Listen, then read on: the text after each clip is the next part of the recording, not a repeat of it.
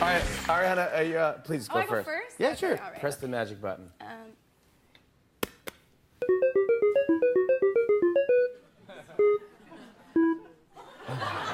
So, all right, so Britney Spears, who we all know, okay. and Mary Had a Little Lamb, all right. which is pretty, yeah. So, Roots, can you give her a little music here for Britney Spears?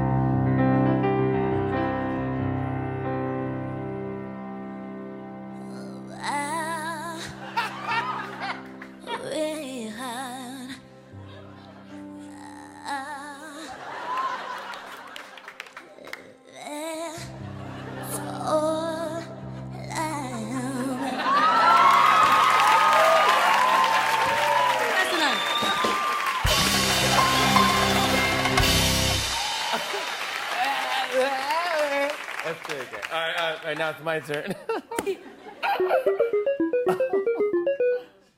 Okay. Cheerleader. I know Aaron Neville. Oh yeah, Omi. Oh, okay, yeah. Aaron Neville doing Cheerleader by Omi. Okay. Oh, I think that I found myself a cheerleader. She was always like that, and I would be her. Oh, a cheerleader.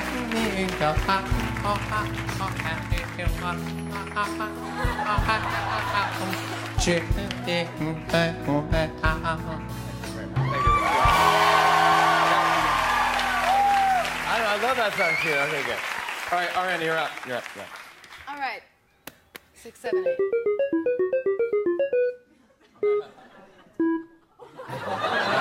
Christina Aguilera doing The Wheels on the Bus. Oh, okay. Christina Aguilera doing The Wheels on the Bus. Roots.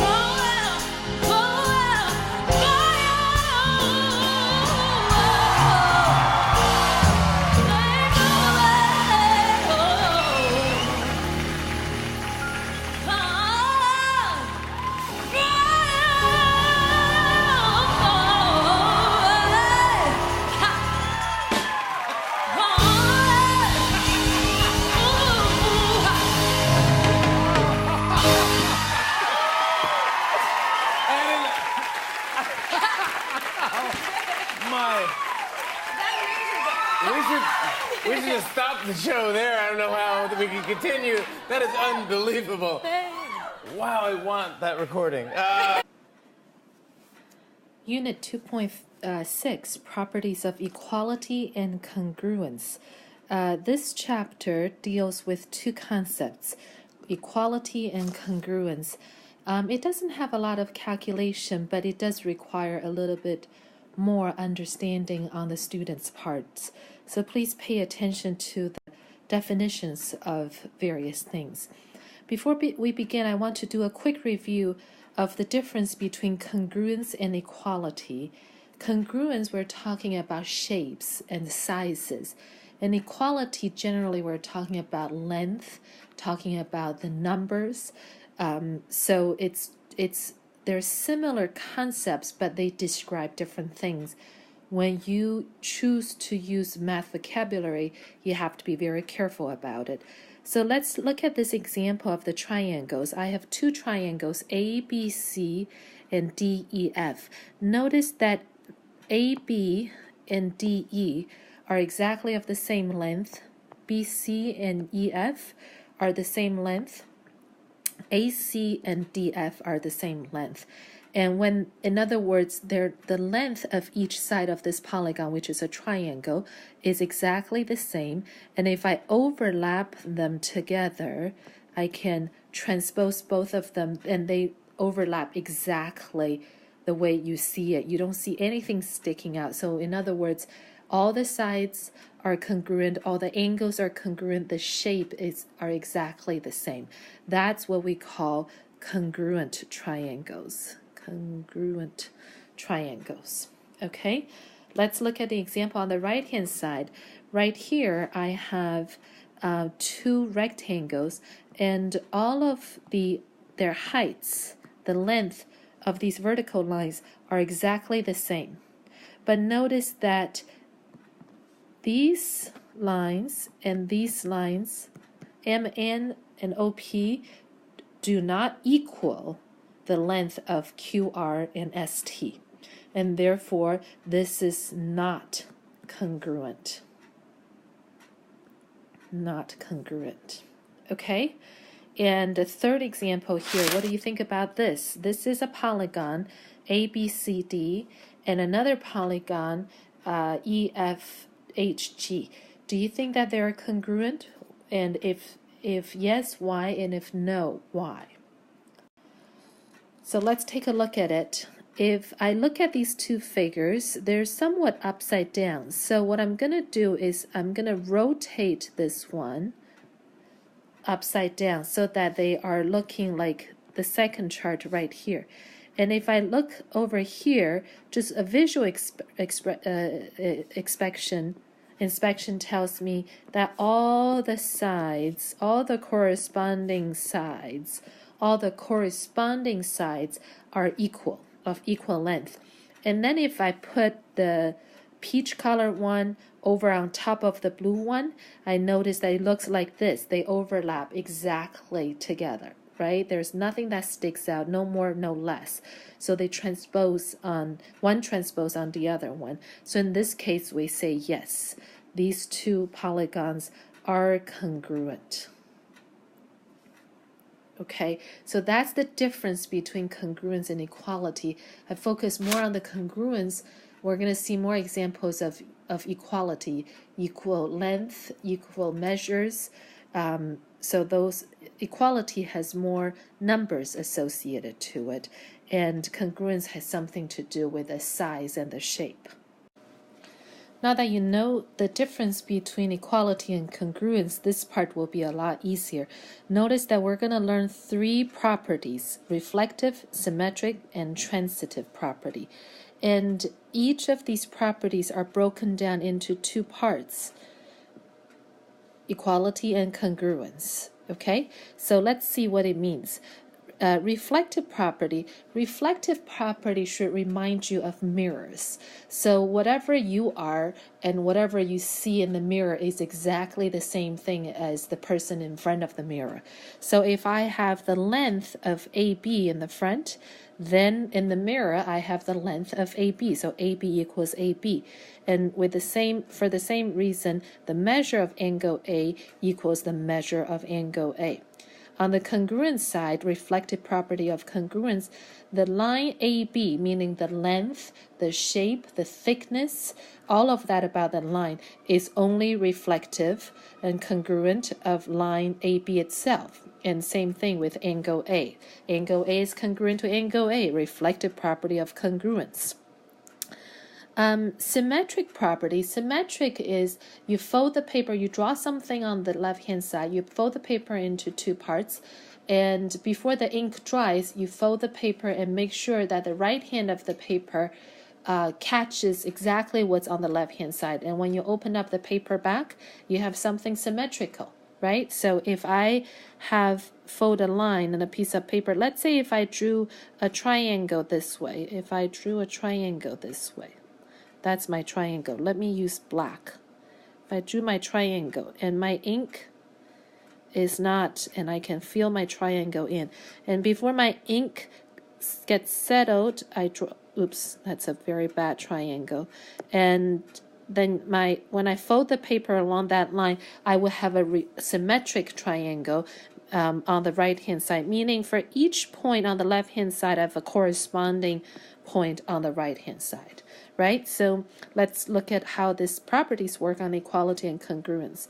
If AB equals CD, then CD equals AB. You just switch them. If the measure of angle A equals the measure of angle B, therefore you switch them. Angle of measure B equals measure of angle A. On the congruent side, same thing. All it changes is that now we're talking about shape and sizes. So if AB is congruent to CD and CD is congruent to AB, if angle A is congruent to angle B, then angle B must be congruent to angle A, right? There's no other way for angle B to form itself. Transitive property is the only one of the three that deals with at least 3 elements. There are 3 things in transitive property. So it's if AB equals CD and CD equals EF, notice that there's 1, 2, 3 things. Then AB equals EF. It's almost like saying if Miss Birch is as tall as Luca and Luca is as tall as Harry, then Miss Birch is as tall as Harry. It's exactly the same thing. So therefore, in angle measures here, the answer would be A and B are the same angle measures. B and C are the same. So A and C would be equal to each other, the measures. And you can, if you want to write out angle B, that's perfectly fine too, but you don't have to. And congruence is the same way. Okay, I'm not going to repeat myself unless you have questions. So that's the 3 properties. Reflective, again, it's like a mirror. What you see is what you get. And symmetric is everything, you just switch the sides. And transitive is you have to have 3 things. Here is an example of how these properties are used. In example A, 1A, DE equals DE. Remember I said what you see is what you get in the mirror. So this would be reflective. And because that's an equal sign, that's equality. Now in second one says P is congruent to Q and Q is congruent to R. 3 elements, and then the first thing and the third thing are congruent. So this obviously is transitive property of congruence in this case because we have a congruence sign. There are some checkpoint problems. Give it a try yourself. Raise your hand if you have questions in class. If you're doing this at home, if you have questions, remember to bring it back to the class and ask me or your peers. So example 2, use properties of equality. In the diagram, N is the midpoint, so which means this part, MN and MP are congruent, and P is the midpoint of NQ, so which means NP and NQ are also congruent. So why don't I draw a different sign? I'll draw a triangle here, okay? Show that MN, I'll use blue, MN, which is this part, and PQ are, the length are the same. So, okay. So we know MN and MP, the length are equal because that's the definition of midpoint. And PQ is also equal to MP, right? So that's also the definition of midpoint because P is the midpoint of NQ. And transitive property, you can draw this conclusion, MN equals PQ is transitive property in this case would be of equality because of the equal sign. We're talking about length. Okay? So that takes a little bit of seeing and observation and a little bit of manipulation of the different segments on that line, on that bigger segment, MQ. Give it a try in the follow-up question and pause the video, and then we'll move on to the next example. This is not quite an example. Let me see if I can move this. There we go. This is not quite an example yet. These are all the properties that you have been using since middle school, but here we're putting them in an adult way of saying that. Math people like myself are not particularly good with English with words. Actually, I'm not bad at it. because I studied history in college and I love history and English. But still, you'll see, I always think that math is for lazy people. And just look at how many English words you have on the left-hand side and how little writing you have on the right-hand side. And that's what's so deceiving. Sometimes when you try to memorize things, you have to memorize everything on the left-hand side in order just to know the right-hand side. Whereas on the right-hand side, if you understand it, you plug in a couple of keywords, and then you can pull out all of these knowledge you have learned previously. So let's see. Addition property of equality is adding the same number to each side of a true equation produces a true equation. What does that mean? That means my original equation is x minus 3 equals 3. But if I add a 3 on the left-hand side and I add a 3 on the right-hand side, my equal sign still is true. I still have a true equation, meaning these two equations are both true and they equal each other. Subtraction property of equality, same thing. Subtracting the same number, the key word is same number, from each side of a true equation produces a true equation. So if I have y plus 5 equals 11 and I subtract 5 on each side, I still have a true equation. Y equals 11 minus 5 would be 6. Ms. Birch cannot do arithmetic, elementary school math.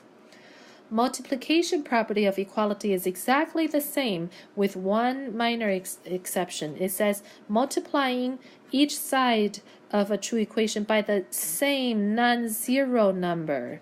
So, and it still produces a true equation. So in this case, 1/4 z equals 6. If I multiply by 4 on both sides, I should have z equals 24, right? Because if you don't know how to cancel, make sure you write all the numbers into a fraction. Now, why do I have to do non-zero? Let me do it on the left-hand side with a different color. Same question. If I multiply a 0 on both sides according to this property, look what happens. Whoops. Look what happens. 0 times 1/4 is 0 times z equals 0 times 6 is 0, and then I would have z equals 0 divided by 0, which is undefined. So, and if you multiply or divide by 0, every single problem will end up with undefined as your answer. Okay, so that's the reason. And fourth one is division property of equality is, again, dividing each side by non-zero. So in this case, I would have the same, on both sides, have the same operation. Divided by 8, I still have a true equation. Finally, substitution property of equality says substituting a number for a variable in a true equation produces a true equation. All it says is that, like in this case, x equals 7. I want to know what is 2x plus 4. I just substitute x with 7. That's substitution property of equation. Those are concepts that you went through in middle school, and we're going to use geometry. Let's look at, this is the last example of this unit. Like I said, there's not a lot of calculation in this unit, but there's a lot of wording, there's a lot of understanding, and they're all very important. Angle 1 and 2 are both supplementary. Remember, supplementary S side, just like the side of your paper, which is a supplemental, it means 180. So angle 1 and angle 2 are both supplementary to angle 3. Show that angle 1 and angle 2 are congruent. So we have to go from what's given. What's given is they're both supplementary to 3, which means angle 1 plus measure of angle 3 would give me 180 degrees. And that's from the definition of supplementary angles. And angle 2 plus angle 3, the measure of angle 3, will also give me 180 degrees for the same reason. So now I can, because they're both equal 180, I can simply say angle 1, a measure of angle 1 plus measure of angle 3 equals measure of angle 2 plus measure of angle 3. So the left-hand side, these two are they equal to each other. So this is substitution. Oops. Substitution property of equality, right? So some of you also say this can be transitive property of equality, and that's fine too. Yes, that's a acceptable answer too. And now, because of that, I can cancel the measure of angle 3 on both sides, and I would have angle 1 measure and the angle of measure 2 being exactly the same, and that's because I can do subtraction property of equality. That's when I did the inverse operation. And so once I draw the conclusion of angle 1 and angle 2's measures are the same, the two angles would be congruent. And that's, if you recall, that's from the definition of congruent angles. Okay, so that concludes this unit, but we're going to have to do some practices in this. This unit seems short, but it embeds a lot of concepts in there. So good luck, guys.